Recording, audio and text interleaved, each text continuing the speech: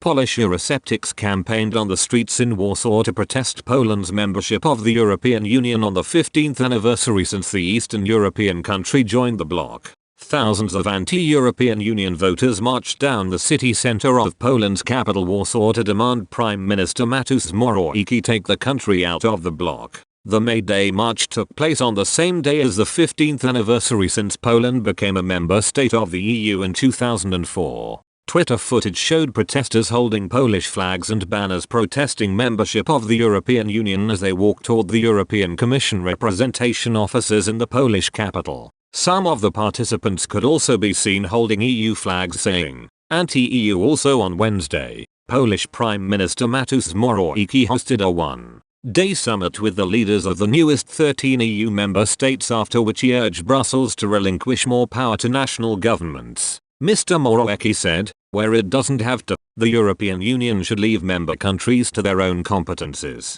We say this with a single central European voice." The march came less than a month after the European Commission launched fresh action against Warsaw over its controversial judicial reform. Poland, which is already under Article 7 disciplinary investigation by fellow EU member states, faces fresh legal action over Mr. Morawiecki's Law and Justice Party's attempts to give politicians sweeping powers over the judiciary. Warsaw insists they were brought in to stamp out corruption, but judges have decried them, and the country's own ombudsman has warned of a chilling effect on public debate. Announcing the new move, First Commission Vice President Franz Timmermans said, "A problem in one member state is a problem for the Union as a whole. Unfortunately, rule of law concerns have multiplied around the Union over the past years. There is still reluctance, I have to be honest about that, among member states, to address painful issues amongst each other. This is something the member states and the council will have to face.